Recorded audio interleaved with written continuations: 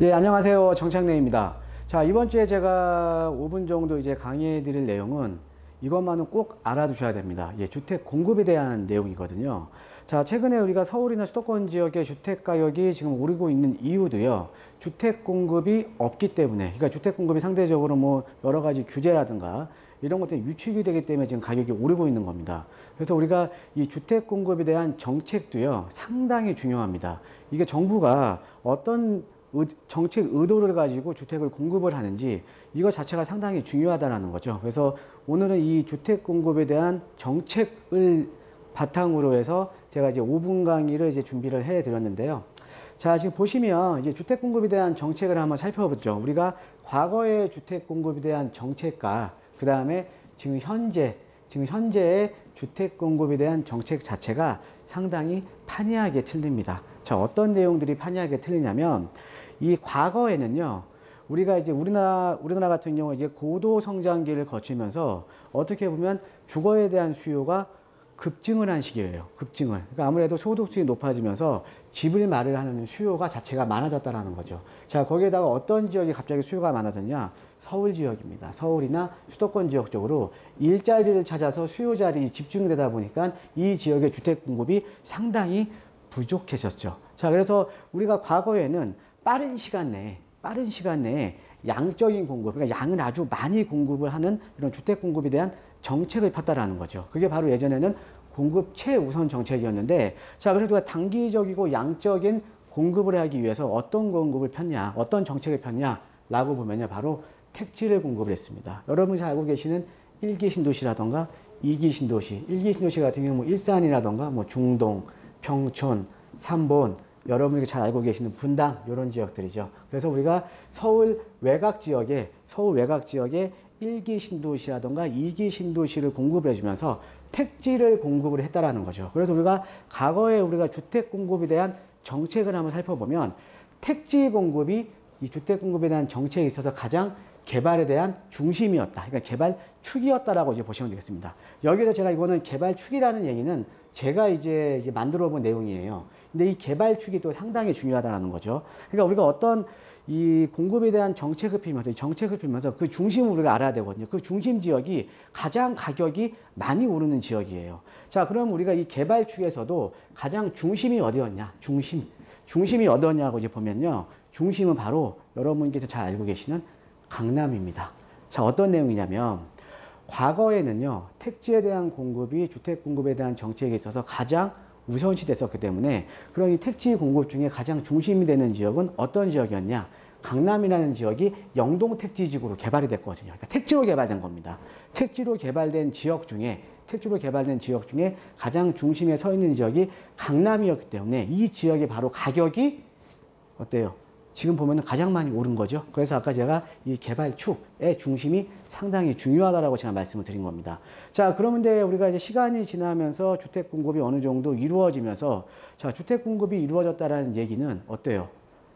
공급에 대한 정책도 바뀌겠죠? 자, 그래서 다음 장으로 한번 넘어가 보면, 이제 현재 주택 공급을 보면요. 자, 예전에는 우리가 양적 공급이 우선이었어요. 단기적이고. 자, 그런데 이제는 주택 보급도 많이 되고 우리나라 소득 수준도 많이 높아지면서 이제는 어떤 공급이 이루어지냐면 질적인 공급으로 이루어지기 시작합니다. 자, 질적인 공급으로 이루어지면서 어떤 지역에 주택이 필요한 곳에 주거 선호도가 높은 지역에 선별적인 공급이 이루어지고 있다는 거죠. 자, 그런데 우리가 이 질적 공급, 주택이 필요한 지역은 어디예요? 바로 도심이에요, 도심. 예, 서울이죠. 예, 서울 같은 경우는 항상 주택이 부족한 지역 아닙니까? 자, 그래서 우리가 이 도심의 주택을 공급을 해줘야 되는데, 도심을 보니까 도심에는 택지가 별로 없어요. 그냥 여러분께서 잘 알고 계시는 우리가 뭐 상암동이라던가 아니면 최근에 마곡이라던가 이런 지역들이 이제 택지인데, 택지들이 별로 없고, 이 도심 지역을 가만히 보니까 노후된 지역들, 노후된 주거 지역들이 상당히 좀 많이 있었다라는 거죠. 그럼 이 지역에, 노후된 주거 지역에 우리가 재생 사업을 통해서 주택 공급을 해줄 수밖에 없는 거였거든요.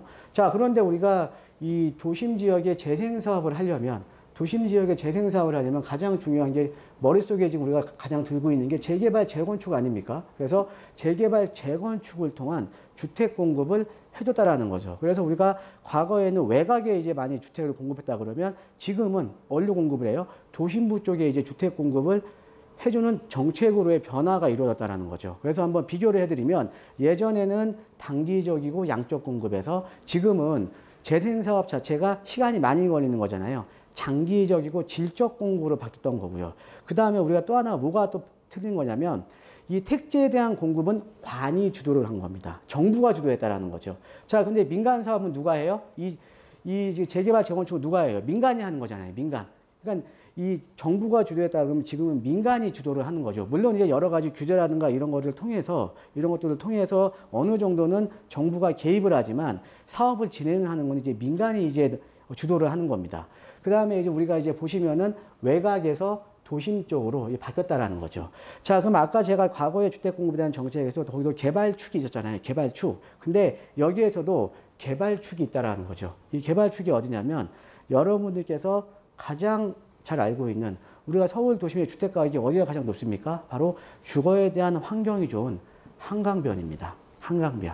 예, 그래서 우리가 서울 도심의 아파트 가격이 한강변이 가장 높잖아요. 그럼 우리가 또 하나의 지역이 어디냐면 앞으로 가격이 많이 오를 수 있는 지역이 어디냐면 주거에 대한 쾌적성이 가장 좋아지는 용산이라는 지역입니다. 그래서 우리가 주택 공급에 대한 정책이 바뀌면서 개발축의 중심이 바뀌면서 개발축의 중심선에 서 있는 지역들은 앞으로 한강변과 용산이라는 거죠. 근데 이 자료 자체를 최근에 좀 용산 지역이 많이 올랐죠. 자, 근데 이 자료 자체를 제가 언제 만든 거냐면 2년 전에 만든 자료입니다. 2년 전에 만든 자료인데 지금 와서 보니까 지금 용산이라는 지역도 지금 가장 가격이 많이 오르고 항상 뜨거운 핫플레이스, 그러니까 뜨거운 지역이라는 거죠. 뜨거운 지역인 이유는 이 주택 공급에 대한 정책이 바뀌면서 앞으로 중심이 이동을 하기 때문에 그렇습니다. 그래서 우리가 주택 공급에 대한 정책이 예전에는 양적 공급, 그 다음에 단기적인 공급에서 지금 장기적이고 질적 공급, 예전에는 관이 주도를 했는데 지금은 민간이 주도를 하는 거고, 그 다음에 이제 개발축의 중심도 이게 많이 바뀌면서 앞으로는 한강변과 용산이 이제 될 수밖에 없다라고 이제 보시면 되겠습니다. 그래서 한번 정리를 한번 해드리면요.